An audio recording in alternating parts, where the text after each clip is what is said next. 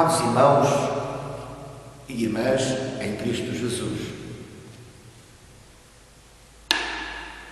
será que estamos mesmo a servir a Deus na nossa vivência diária e na nossa igreja? Quais são os nossos sentimentos e os nossos pensamentos quando trabalhamos no serviço do Senhor? É Deus o centro e o alvo do nosso serviço? Ou estaremos a trabalhar para nossa própria promoção social, satisfazendo assim a nossa vaidade pessoal? Será que é a inveja em relação ao trabalho de outros que nos move e incentiva? Eis uma série de interrogações que seria bom colocarmos a nós mesmos quando na Igreja dizemos que estamos a servir ao Senhor. O texto bíblico de hoje deve levar-nos a refletir em tudo isto. Assim nos dê Deus, pelo seu Espírito, entendimento para compreender a sua palavra. Então abramos as Sagradas Escrituras na carta do apóstolo Paulo aos Filipenses, capítulo 2. Carta do apóstolo Paulo à igreja de Filipos, portanto, aos Filipenses, capítulo 2, e vamos ler apenas os versículos 3 a 13. Filipenses 2, 3 a 13.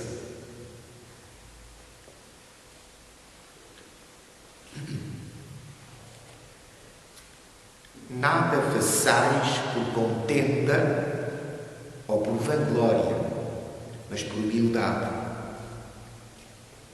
Cada um considera os outros superiores a si mesmo. Não atente cada um para o que é propriamente seu, mas cada qual também para o que é dos outros. De sorte que haja em vós o mesmo sentimento que houve também em Cristo Jesus, que, sendo em forma de Deus, não teve por usurpação ser igual a Deus, mas aniquilou-se a si mesmo, tomando a forma de servo, fazendo-se semelhante aos homens. E, achado na forma de homem, humilhou-se a si mesmo, sendo obediente até à morte e morte de cruz.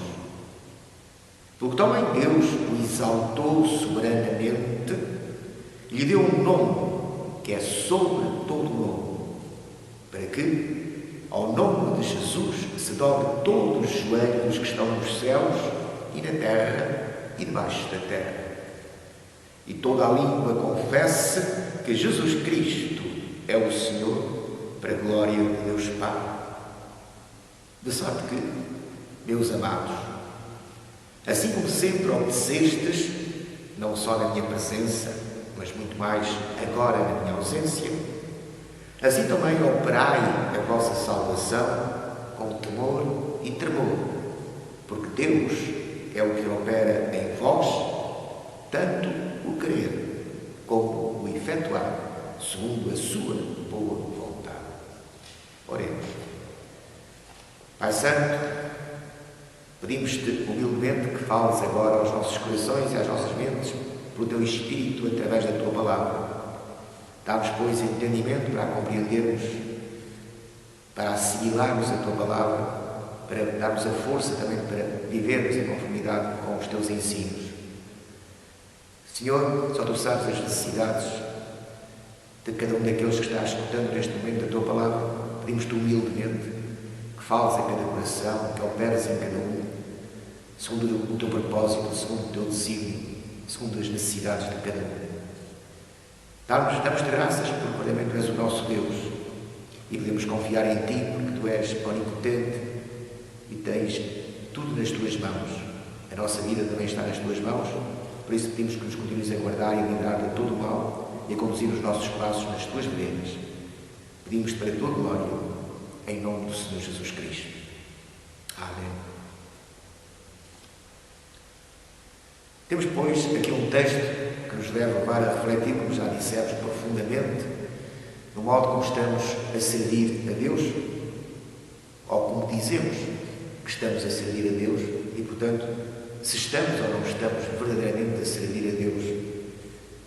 Este texto dá-nos, portanto, alguns motivos para reflexão sobre esta realidade. Quais são os nossos pensamentos, quais são os nossos sentimentos. Todos nós seremos julgados por Deus. E mais do que aquilo que fazemos, o que conta é aquilo que pensamos e aquilo que sentimos.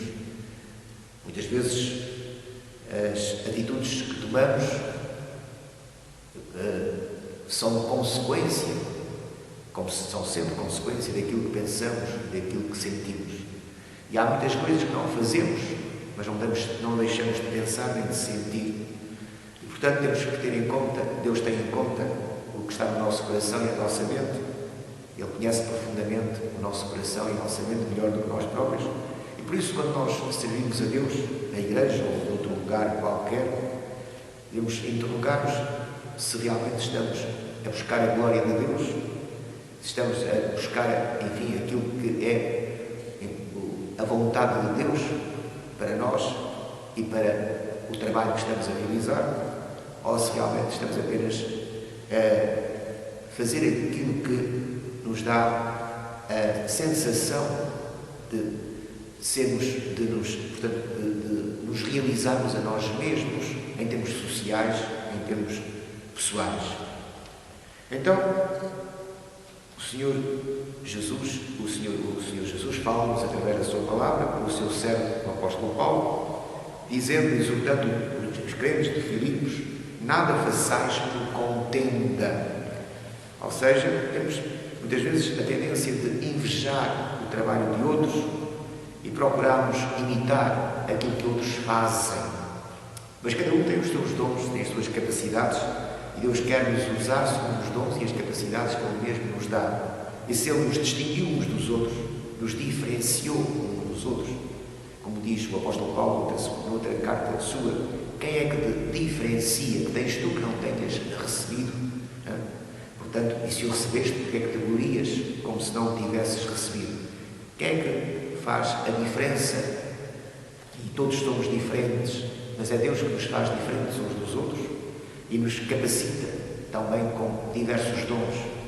E, portanto, nós devemos servir o Senhor, e só podemos servir o Senhor quando o servirmos de acordo com os dons e as capacidades que Ele nos deu. Mas, por vezes, nós invejamos as capacidades e os dons de outros e gostamos e queremos e desejamos imitar portanto, aquilo que os outros fazem. E, portanto, nós estamos a trabalhar não para a glória de Deus, mas para a satisfação da nossa própria vaidade pessoal. E de uma forma litigiosa, em contenda. Portanto, nunca façamos nada na igreja, nem mesmo nas nossas vidas individuais, como resposta àquilo que outros fazem. Mas busquemos verdadeiramente fazer aquilo que Deus quer que nós façamos. Busquemos a vontade de Deus para a nossa vida e procuremos submeter-nos a essa vontade.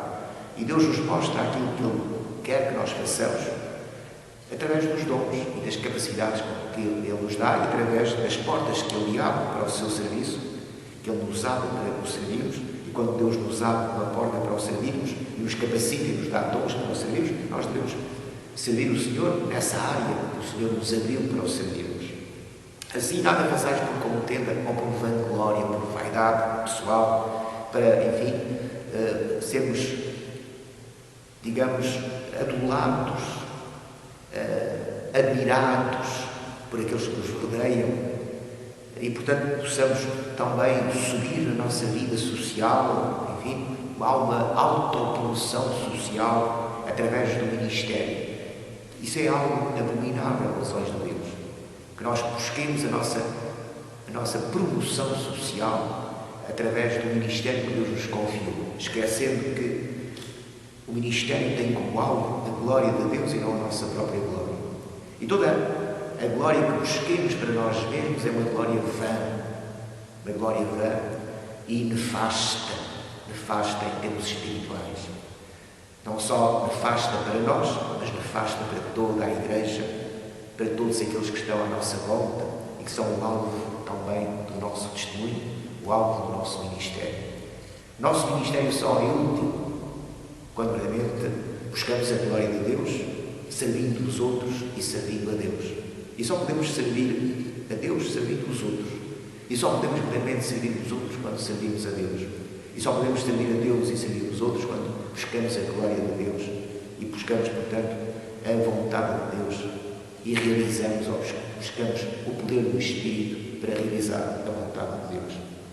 Portanto, devemos meditar profundamente nisto quando trabalhamos na Igreja, quando trabalhamos, enfim, mesmo na nossa vida profissional. Se buscamos realmente, se somos servos de Jesus Cristo, somos discípulos de Jesus Cristo, até na nossa vida profissional devemos buscar a vontade de Cristo e a glória de Cristo e não propriamente a nossa promoção social, não os nossos interesses. Nada façais por contenda ou por vanglória, mas por humildade. A humildade é, digamos assim, o fundamento da vida cristã. A humildade é o reconhecimento de que todas as nossas capacidades vêm de Deus, que nada temos de bom que não venha de Deus. E, portanto, nós devemos servir a Deus com todas essas capacidades, com todos esses dons que Ele nos concede. Porquê? Porque verdadeiramente reconhecemos que nada vem de nós mesmos, nada é nosso. Portanto, devemos ser humildes. E, portanto, reparem, nada façais por contenda nem por vanglória, mas por humildade. Cada um considera os outros superiores a si mesmo. Este é o princípio da humildade. Cada um considera os outros superiores a si mesmo. Considerar que os dons e as capacidades que Deus nos deu, nós devemos usá-las e glorificar a Deus por esses dons e por essas capacidades. Mas reconhecer que aqueles que estão à nossa volta também foram capacitados por Deus. Os dons que têm também foram concedidos por Deus. E, portanto, nós devemos considerar que esses dons e essas capacidades que Deus deu àqueles que nos rodeiam são até maiores do que aquelas que Ele nos deu a nós mesmos. E, portanto, é neste espírito de humildade que nós nos devemos servir uns aos outros, ajudar uns aos outros, sustentar uns aos outros, suportar uns aos outros. A vida da Igreja é uma vida de comunhão fraterna.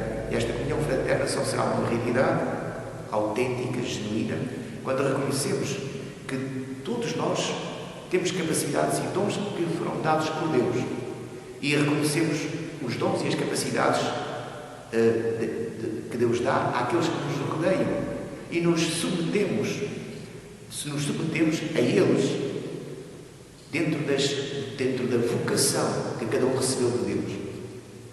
Dentro da vocação que cada um recebeu de Deus, nós devemos submeter-nos a esses que são usados por Deus nessa vocação que Deus lhes deu. E, portanto, em todas as áreas da vida da Igreja há diversas vocações, há diversos serviços ou ministérios, há diversos ministérios e serviços na Igreja, diversos tipos de vocação para servir a Deus. E cada um, dentro da vocação que tem, com os dons que recebeu de Deus, tem autoridade nessa área. E nós devemos nos submeter a essa autoridade. Mas nessa área, noutra área já não tem autoridade. Noutra área já terá outra autoridade. E, portanto, nós humildemente devemos reconhecer a vocação que Deus nos deu e exercer essa vocação com autoridade. Mas submeter-nos àqueles que noutras áreas têm também autoridade dada por Deus. E assim, há diversos ministérios na Igreja e cada um tem autoridade dentro do ministério que Deus lhe deu. E depois há a superintendência da Igreja, aquele dom que Deus deu aos superintendentes, aos bispos, aos pastores, aos líderes, que têm, portanto, depois a responsabilidade de, digamos, orientar todas essas diversas autoridades para o serviço comum de Deus e da Igreja e para a glória de Deus.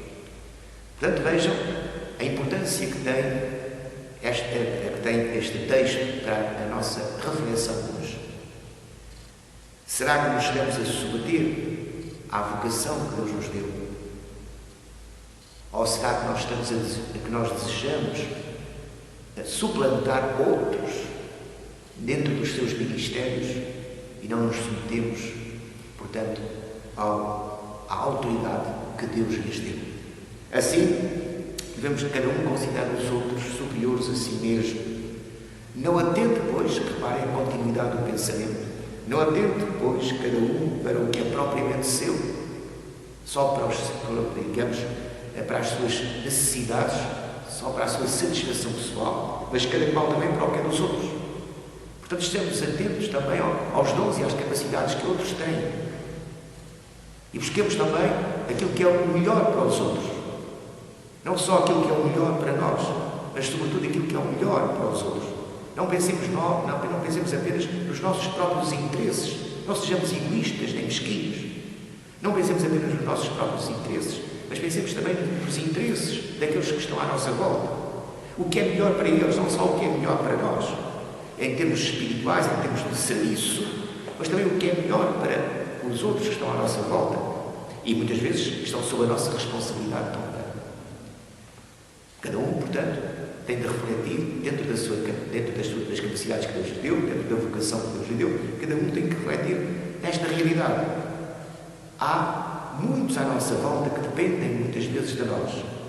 Devemos buscar os interesses desses e não propriamente os nossos interesses de uma forma egoísta e mesquinha. Portanto, não atende cada um para o que é propriamente seu, unicamente para os seus dons, para as suas capacidades. O que importa é aquilo que eu faço, o meu ministério, a minha vocação. Essa é que é importante na Igreja. Se eu não trabalhasse, a Igreja certamente não iria para a frente. Não. A Igreja não é nossa, a Igreja é do Senhor, o trabalho é do Senhor, portanto, o poder é do Senhor. Portanto, se não formos nós, Deus levantará outros e a obra continuará. Mas não devemos, portanto, ter esta noção de que só o nosso trabalho é que é importante, ou o nosso trabalho é mais importante. Não.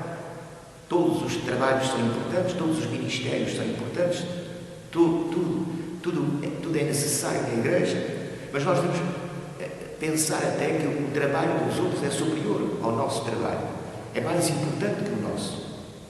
E, portanto, não pensar apenas naquilo que é o nosso trabalho, o nosso ministério, os interesses relativos ao nosso ministério, mas também aquilo que é o interesse dos outros, o trabalho dos outros, o que é importante também para o trabalho dos outros, para o ministério dos outros.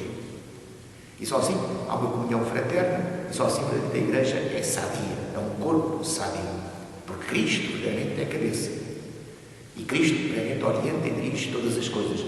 Mas quando Cristo orienta e dirige todas as coisas, como cabeça da Igreja, então todos os membros estão no seu devido lugar e fazendo aquilo que deve ser feito, que compete a cada um. E nenhum procura usurpar o serviço de outros e o ministério de outros. Mas cada um cumpre o seu ministério buscando o interesse geral do corpo, buscando, portanto, o bem geral do corpo. Assim, não atende cada um para o que é propriamente seu, mas cada qual também para o que é dos outros. E depois, Paulo dá-nos o exemplo sublime do Senhor Jesus Cristo. Vamos atentar para esse exemplo, de sorte que haja em vós o mesmo sentimento que houve também em Cristo Jesus. E vejam agora, este exemplo de Jesus Cristo é um padrão máximo, perfeito. Nós estaremos muito longe sempre de alcançar essa perfeição, mas é para essa perfeição que devemos caminhar. Na medida em que Deus nos aperfeiçoa em Cristo, nos santifica em Cristo, e essa obra é uma obra contínua ao longo da nossa peregrinação terrena, é um processo de santificação, um processo contínuo de aperfeiçoamento na fé, de aperfeiçoamento no conhecimento de Deus, enfim, de aperfeiçoamento espiritual. Portanto, este é o padrão para o qual nós devemos avançar. Sede perfeitos, porque o vosso Pai Celestial é perfeito. Sede santos, porque Deus é santo. Portanto, então, este é o padrão, a perfeição, a santidade de Deus é o padrão. Já a lei revelava esse padrão. Mas, embora seja impossível cumprir a lei, embora seja impossível atingir esse padrão, é para esse padrão que devemos caminhar. Esse é o alvo, a perfeição e a santidade, tendo Deus como padrão. E aqui Paulo dá-nos Jesus Cristo como padrão para o nosso ministério, para o serviço, para o nosso serviço a Deus. Reparem, Cristo, sendo em forma de Deus, portanto, o Verbo estava com Deus, o Verbo era Deus, portanto, sendo em forma de Deus, não teve por usurpação ser igual a Deus. Portanto, não, isto aqui é certamente uma alusão a Lucifer, o anjo que caiu porque quis ser igual a Deus. De uma forma, ele, enfim, usurpando a autoridade de Deus, Lucifer quis usurpar a glória de Deus, quis usurpar, portanto, o poder de Deus, quis ser igual a Deus. Mas Jesus Cristo não teve por usurpação ser igual a Deus. Ele era em forma de Deus. Portanto, não era algo que verdadeiramente não lhe pertencesse, porque ele era igual a Deus. Eu e o Pai somos um. Quem me vê a mim, vê o Pai, disse o Senhor Jesus. Portanto, ele não tinha por usurpação ser igual a Deus, porque ele era igual a Deus. Mas apesar disso, apesar de ser igual a Deus, não foi num sentido de que não querer chegar à igualdade, porque ele era igual a Deus, mas mesmo assim, sendo igual a Deus, ele despojou-se, aniquilou-se, despojou-se a si mesmo, despojou-se de toda essa glória, igual a Deus, sendo, portanto, na essência Deus. Ele era na essência Deus, Cristo é na essência Deus, portanto, sendo, portanto, em forma de Deus, essencialmente Deus, não teve, portanto, por usurpação ser igual a Deus, mas despojou-se dessa glória que tinha, aniquilou-se a si mesmo para tomar a forma de escravo, a forma de servo, ou seja, a forma humana, fazendo-se, portanto, semelhante aos homens. Vejam a humilhação de Cristo, a humildade de Cristo, uma verdadeira humilhação. Ele que é Deus, igual a Deus, não usurpava essa igualdade, ele era verdadeiramente igual a Deus, mas despojou-se dessa glória que tinha. Por isso o Senhor Jesus disse ao Pai: glorifica-me agora com aquela glória que tinha contigo antes que o mundo existisse. Naquela célebre oração do Senhor, a oração sacerdotal em que o Senhor intercede pelos seus discípulos junto do Pai antes, portanto, da sua crucificação, e ele diz: glorifica agora o Pai com aquela glória que tinha contigo antes que o mundo existisse. Portanto, reparem, ele despojou-se desta glória. Ele despojou-se desta glória para se tornar homem. E achado na forma de homem, reparem a humilhação de Cristo, sendo Deus, tornando-se criatura, tornando-se, portanto, homem, portanto, em forma de homem. E como servo, como escravo, como servo, ou seja, ele veio ao mundo como homem para servir, não para ser servido, mas para servir. É, portanto, o máximo da humilhação possível. O máximo da humilhação possível. E como homem, ele continua a demonstrar essa humilhação, essa humildade. Como sendo em forma de homem, humilhou-se a si mesmo. Mesmo como homem, reparem que a humilhação de Cristo não para no revestimento da sua humanidade. Ao tomar a forma de homem. Já era uma grande humilhação, sendo Deus, igual a Deus, despojar-se dessa glória que tinha e tomar a forma humana. Mas não foi apenas, não ficou por aí essa humilhação. Agora, mesmo como homem, ele toma a forma de servo, de escravo. Mesmo como homem, ele continua a humilhar-se a si mesmo, sendo obediente. Aqui reparem um aspecto importante. Jesus, como homem, revela que o alvo de toda a humanidade é a obediência a Deus. Deus, como Criador, merece toda a obediência. É Ele que nos dá a vida, que nos dá a existência. E, Portanto, a nossa vida e a nossa existência só têm sentido na obediência à vontade do Criador. Deus criou-nos com um alvo, com um propósito. E a nossa vida só tem sentido quando cumpre esse alvo, quando realiza esse propósito. Caso contrário, a nossa vida não tem sentido como criaturas. Portanto, o alvo da vida humana é a obediência a Deus. E foi isso que Jesus veio demonstrar. Foi isso que Deus nos quis demonstrar através do seu Filho. Ele, sendo Deus, não teve, portanto, por usurpação ser igual a Deus, porque era igual a Deus, mas humilhou-se a si mesmo, tomando a forma humana, tornando-se semelhante a nós, tomando a forma humana. E não apenas a forma humana, mas a forma humana como servo, como escravo. Ou seja, a vida humana só tem sentido na obediência a Deus. E é isso que Jesus vai demonstrar como homem. Como homem, Jesus vai demonstrar que a vida humana só tem significado, só tem sentido na obediência a Deus. E achando a forma de homem, humilhou-se a si mesmo, sendo obediente, reparem, a obediência até ao fim, até às últimas consequências, como o Senhor Jesus dirá, que vai beber o cálice que o Pai lhe deu até à última gota. Não beberei eu o cálice que o Pai me deu? E vai bebê-lo até à última gota. Portanto, a obediência é uma obediência total, plena, até às últimas consequências, sem limites, sendo obediente até à morte, e não uma morte qualquer, uma morte horrível, uma morte de cruz. Vejam como a obediência não tem limites, vai até portanto, ao extremo de morrer, e uma morte horrível. Portanto, a obediência a Deus é sem limites e total, portanto, plena. Essa é a condição do homem. E vejam como estamos longe de atingir esse alvo. E por isso Paulo dá a Cristo como um exemplo. E achado na forma de homem, humilhou-se a si mesmo, sendo obediente até à morte e morte de cruz. Então depois, vejam, pelo que Deus também o exaltou como homem, agora, por isso o Senhor Jesus pediu ao Pai, glorifica-me agora com aquela glória que tinha contigo antes que o mundo existisse, e o Pai vai glorificá-lo com essa glória. Portanto, Cristo vai voltar, Jesus, digamos assim, vai voltar para a glória que tinha com o Pai antes de tomar a forma humana. E então, também Deus o exaltou soberanamente, como homem. Deus o exaltou soberanamente e lhe deu um nome.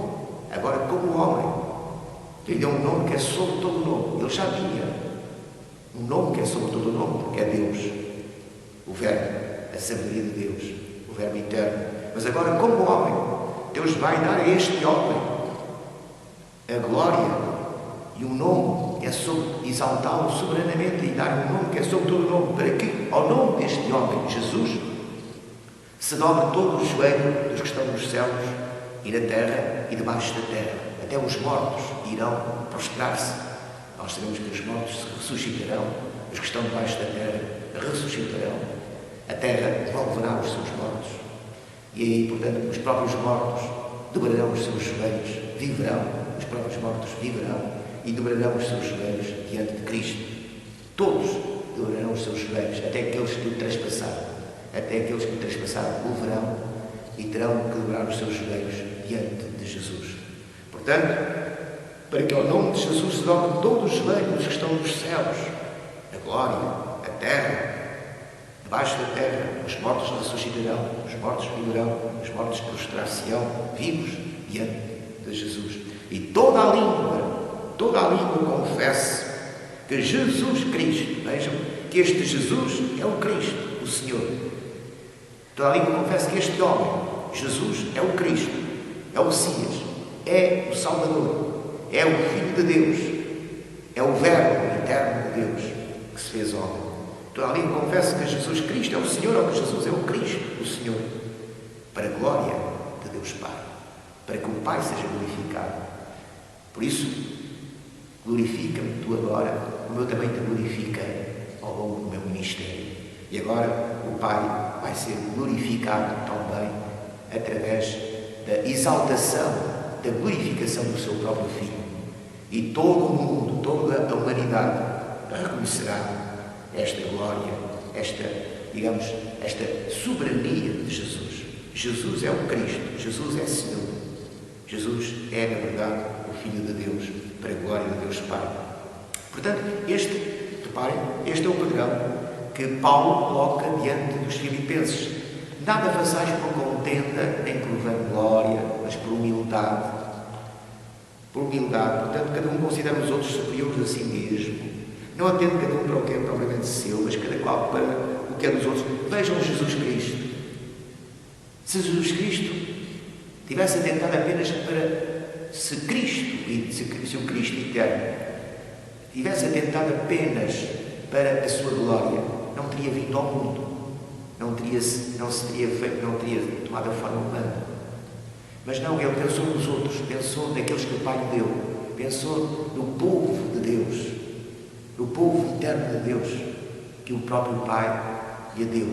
E então, para a salvação do seu povo, para a redenção do seu povo, buscando os interesses do seu povo e não os seus próprios interesses, humilhando-se a si mesmo, esquecendo dos seus próprios interesses, ele tomou a forma humana. E como homem continuou a esquecer-se de si mesmo e apenas a pensar no bem dos outros, no bem daqueles que o rodeavam.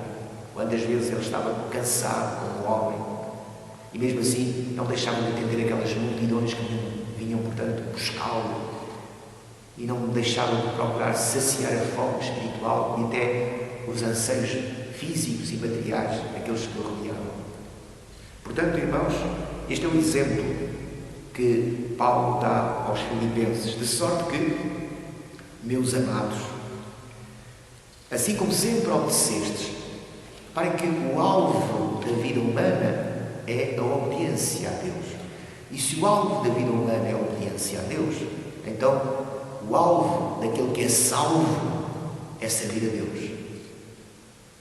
Nós somos salvos não só para gozarmos a glória eterna com Deus, mas para servirmos a Deus nesta peregrinação terrena e por toda a eternidade. Desde o momento em que Deus nos regenera em Cristo Jesus, desde o momento em que Deus faz de nós novas criaturas em Cristo Jesus e que transforma e revoluciona a nossa vida só tem significado e só tem sentido na obediência a Deus. Porque é que estamos preocupados com o que devemos de comer, com o que devemos de beber, com o que devemos de vestir? Buscai o reino de Deus e a sua justiça com prioridade. E tudo mais deixai nas mãos de Deus.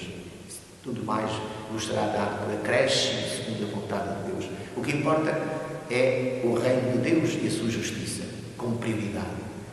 E, portanto, a obediência à vontade de Deus. O que é que Deus quer para mim, na minha vida, no serviço? Sim, nós dizemos que servimos a Deus, mas afinal estamos mesmo a servir a Deus? Ou estamos a servir-nos a nós mesmos? Estamos a buscar a glória de Deus? Ou estamos a buscar a nossa vanglória? Estamos a buscar os interesses do reino? Ou os nossos próprios interesses? É nisso que devemos refletir quando dizemos que estamos a servir o Senhor. Portanto, assim como sempre obedecestes, não só na minha presença, quando Paulo estava presente na igreja de Filipos, mas muito mais agora na minha ausência.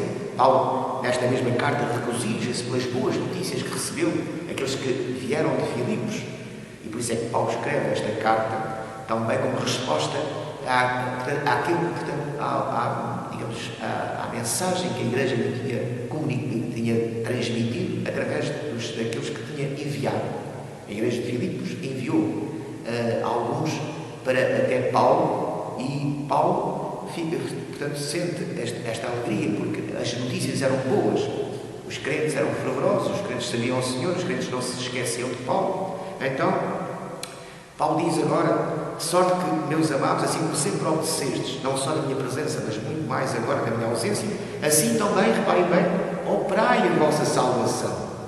Operai a vossa salvação. Ou seja, é através da obediência a Deus que operamos a nossa salvação. O alvo da salvação, como já dissemos, é servir o Senhor. Portanto, só quando obedecemos E só podemos servir ao Senhor quando obedecemos à vontade de Deus e fazemos aquilo que Deus quer que nós façamos. Reparem bem, se nós dizemos que servimos o Senhor, temos que fazer aquilo que Deus quer que nós façamos, senão não estamos a servir o Senhor. Já dissemos há pouco, voltamos a repetir, temos capacidades, temos dons. Há uma vocação. E nós só podemos servir ao Senhor dentro dessa vocação que Deus nos deu, através dos dons e das capacidades. Portanto, não é o que eu quero fazer, mas o que Deus quer que eu faça. É isso que é importante no serviço do Senhor. Não é o que eu quero, o que eu penso que é bom, mas o que Deus quer que eu faça. Porque só isso que Deus quer que eu faça é que é bom. Porque só Deus é que sabe o que é bom. Só Deus é que sabe o que eu devo fazer e o que é importante fazer na igreja. E se Deus me deu dons para fazer isso que é importante na igreja, é isso que eu devo fazer e não outra coisa qualquer. Cuidado, portanto, não é aquilo que eu quero fazer ou que gosto de fazer. Certamente, quando Deus nos vocaciona, nos dá dons e capacidades, certamente que gostamos daquilo que fazemos. Mas não é aquilo que eu gosto, nem aquilo que eu quero, mas aquilo que Deus quer. Obviamente, quando servimos o Senhor de acordo com a vontade do Senhor, nós nos realizamos plenamente também. Mas é importante que saibamos distinguir, ou peçamos a Deus sabedoria para distinguir entre os nossos desejos humanos, carnais, de fazer isto ou fazer aquilo, e aquilo que realmente Deus quer que nós façamos, que deve ser feito. Então, Paulo diz, de sorte que, meus amados, assim como sempre obedecestes, não só na minha presença, mas mais agora na minha ausência, assim operai também a vossa salvação. Portanto, é através desta obediência total. Por isso, Cristo foi dado como exemplo de obediência total até à morte e morte de cruz. É nesta obediência total. O que Deus quer que eu faça é aquilo que eu tenho de fazer, seja o que for, até à morte e morte de cruz. Portanto, é assim que operamos a nossa salvação. Mas operar a nossa salvação com temor e tremor. Porquê? Porque não somos nós que nos salvamos através da nossa obediência. É Deus que nos salva por meio da nossa obediência. Porquê? Porque é Ele que opera em nós tanto o querer como o efetuar, segundo a sua boa vontade. Nós só podemos fazer a vontade de Deus, a boa vontade de Deus, realizar a boa vontade de Deus e operar assim a nossa salvação quando Deus opera em nós. Primeiro, o querer. Ou seja, até mesmo o desejo, até mesmo esse desejo que nós temos de servir o Senhor, de obedecer ao Senhor, de viver para o Senhor, esse desejo não vem de nós mesmos. Esse desejo nunca pode vir de nós mesmos, vem de Deus. É Deus, pelo seu Espírito, que inclina o nosso coração, coloca no nosso coração este querer, este sentimento de desejar servir o Senhor. É Ele que derrama o seu amor nos nossos corações, para que nós o amemos. Por isso, João diz que nós o amamos porque Ele nos amou primeiro. Portanto, ou seja, nós o amamos porque Ele nos amou primeiro. É Ele que derrama o seu amor nos nossos corações, pelo seu Espírito. E então nós o amamos. E porque nós o amamos, nós desejamos servir. Desejamos fazer a sua vontade. Não há outro alvo para a nossa vida senão servir o Senhor segundo a sua vontade. Mas este desejo que nós temos não vem de nós mesmos. Portanto, devemos ter cuidado, porque quando operamos a nossa salvação, ou seja, quando obedecemos e assim caminhamos nesta via da salvação, devemos fazê-lo com temor e tremor, porque não depende de nós. Esse caminhar não depende de nós. Porque é Deus que opera o querer. Se Deus não operar o querer, eu deixo de querer. E se deixo de querer, deixo de fazer. E volto para trás. Por isso só aquele que perseverar até ao fim é que será salvo. Então só aquele que perseverar até ao fim é que será salvo. Durante esta minha caminhada cristã, enquanto obedeço e opero assim a minha salvação, devo fazê-lo com um grande temor e tremor. Reconhecendo que dependo inteiramente de Deus, em todos os momentos e circunstâncias. É Ele que opera verdadeiramente a minha salvação. Eu opero a minha salvação porque Ele opera em mim a minha salvação. Como? Primeiro, dando-me o desejo de obedecer e, portanto, de operar a minha salvação. Depois, dando a capacidade e o poder para o fazer. Porque posso desejar muitas coisas e não ter a capacidade nem o poder para o fazer. Portanto, Deus não só coloca em mim o desejo de o fazer, de lhe obedecer, mas também me dá o poder e a capacidade para lhe obedecer segundo esse desejo que me dá. Portanto, Ele opera em nós, tanto o querer como o efetuar, segundo a sua boa vontade. Portanto, tudo depende da boa vontade de Deus. Por isso, aquele célebre texto, quando o Senhor Jesus Cristo nasceu em Belém, quando o Senhor Jesus nasceu em Belém, de Judá, o que os anjos disseram aos pastores, glória a Deus nas alturas, e que, infelizmente, tem sido tantas vezes deturpado em termos de tradução. Glória a Deus nas alturas, paz na terra, boa vontade para com os homens. Jesus veio revelar a boa vontade de Deus para com os homens. E Deus revela em nós essa boa vontade que implica a nossa salvação. A boa vontade de Deus implica a nossa salvação. Deus revela essa boa vontade de Deus, operando em nós precisamente aquilo que é necessário para que nos salvemos.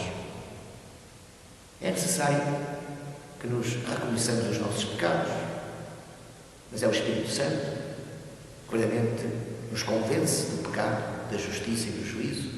É necessário, portanto, que nós reconheçamos os nossos pecados. É necessário que nós nos arrependamos dos nossos pecados. É necessário que nós nos voltemos para Deus e peçamos perdão a Deus. É necessário que depois creiamos nesta boa nova do Evangelho, que o perdão está assegurado em Cristo Jesus, porque Ele levou sobre si os nossos pecados, morreu em nosso lugar e expiou os nossos pecados, derramando o seu sangue na cruz do Calvário para nos purificar do pecado. É necessário que creiamos nesta boa nova, que creiamos em Jesus Cristo, que creiamos que Jesus é o Cristo, o Filho de Deus. É necessário perseverar na fé. Mas tudo isto, que são as etapas da nossa salvação, etapas que nós temos de percorrer, somos nós que percorremos essas etapas. Mas só podemos percorrer essas etapas quando Deus opera em nós tanto o querer como o efetuar segundo a sua boa vontade. Quando Ele nos dá o arrependimento, a fé, e pelo poder do seu Espírito nos faz perseverar nessa fé até ao fim. Então, irmãos, reconheçamos sempre que o alvo da nossa vida é obedecer a Deus e que dependemos inteiramente de Deus para essa obediência total e perfeita. Dobremos os nossos joelhos em adoração e antes que Jesus venha e que todo o joelho se dobre diante dele, dobremos já agora os nossos joelhos diante do Senhor e reconheçamos que Jesus é o Cristo, o Filho de Deus, o Salvador, o Senhor.